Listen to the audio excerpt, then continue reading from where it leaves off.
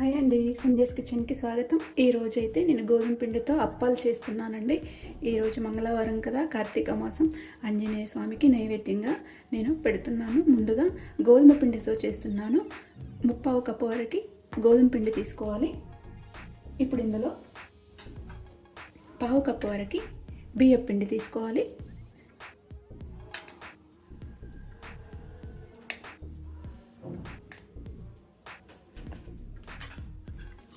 ఇప్పుడు దీన్ని ఇందులో వేసేస్తాం.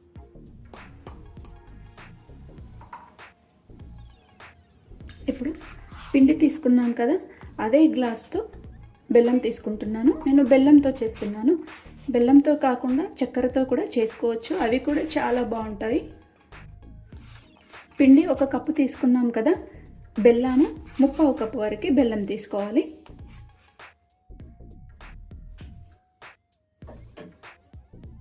ఇప్పుడు స్టవ్ ఆన్ చేసిన తర్వాత ఈ బెల్లాన్ని ఇందులో వేసేసుకోవాలి.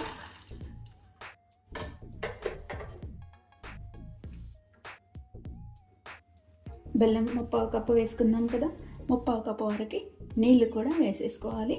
నీళ్ళు వేసుకొని ఇది కొంచెం మరగాలండి, పాకం అవసరం లేదు మనకు. కొంచెం మరుగుతే కరెక్ట్గా సరిపోతుంది.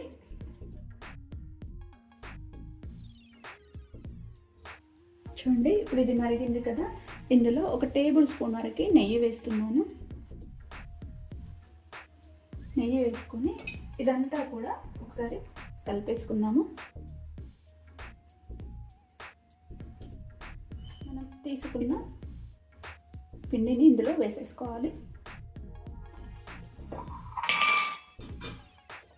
ఇలా సిమ్ మీద పెట్టేసుకొని కలుపుకోవాలి. ఉండలేమీ లేకుండా పూర్తిగా మొత్తం అంతా కూడా కలిసే విధంగా కలిపేసుకోవాలి. ఇలా మనం కలుపుతున్న కొద్దీ దగ్గర పడుతూ ఉంటుంది పిండి.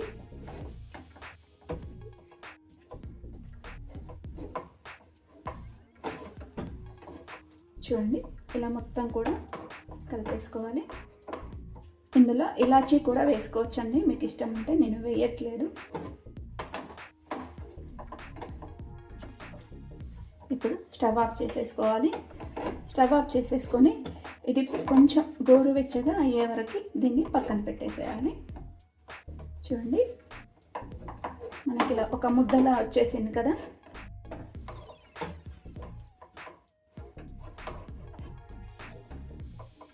ఇప్పుడు దీన్ని గోరువెచ్చగా అయ్యే వరకు పక్కన పెట్టేసిద్దాం. ఇది ఇప్పుడు పూర్తిగా చల్లబడిందండి.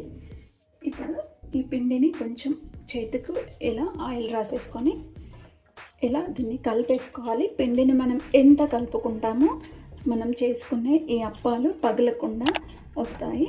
పిండిని మంచిగా కలుపుకుంటే అసలు అప్పాలు అనేది పగలవు. ఇలా 1-2 నిమిషాల వరకైనా ఈ పిండిని కలిపేసుకోవాలి.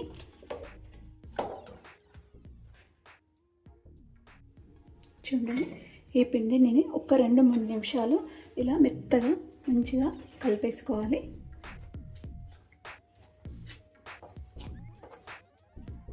ఇప్పుడు ఇందులో కొంచెం కొంచెంగా ఇలా తీసుకుంటూ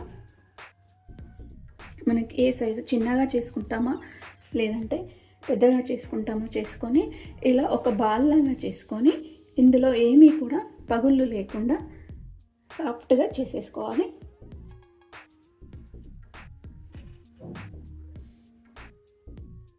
ఇట్లా 2 చేతులు రబ్ చేసుకుంటూ చూడండి, ఈ విధంగా చేసేసుకోవాలి.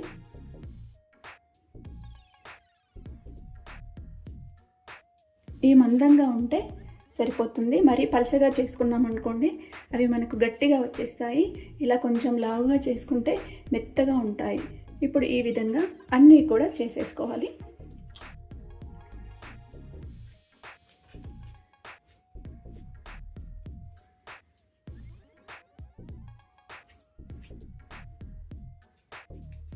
అన్నీ ఈ విధంగా చేసేసుకొని కొంచెం పక్కన పెట్టేసుకోవాలి.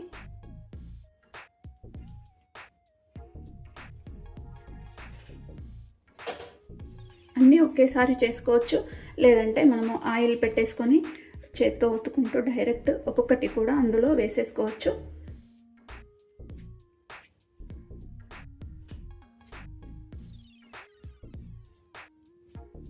చూడండి, అన్నీ కూడా ఈ విధంగా చేసేసుకొని పక్కన పెట్టేసుకోవాలి.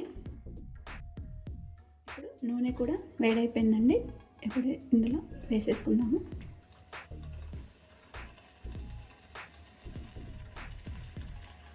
మీడియం ఫ్లేమ్ మీద పెట్టి వేయించుకోవాలి.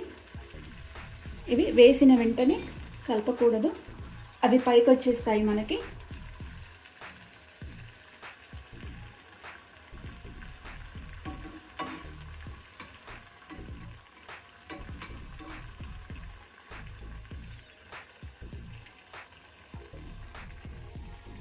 ఇప్పుడు ఇవి ఒక సైడ్ తిప్పేసుకున్నాము.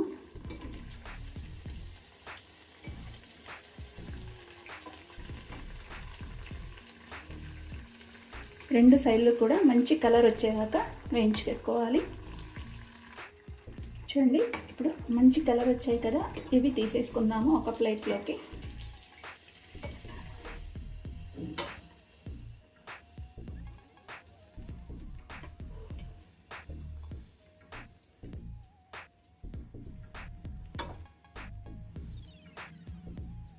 ఇలా కొంచెం మనం ఇలా స్పూన్లోకి తీసుకున్న తర్వాత ఇలా కొంచెం ఎక్కువసేపు ఉంచామనుకోండి, ఎక్స్ట్రా ఉన్న ఆయిల్ అంతా కూడా పోతుంది. ఇప్పుడు ఇవన్నీ కూడా ఇదే విధంగా చేసేసుకోవాలి. మిగతా పిండినంతా కూడా మీడియం ఫ్లేమ్ మీద పెట్టేసుకొని వేయించుకోవాలి.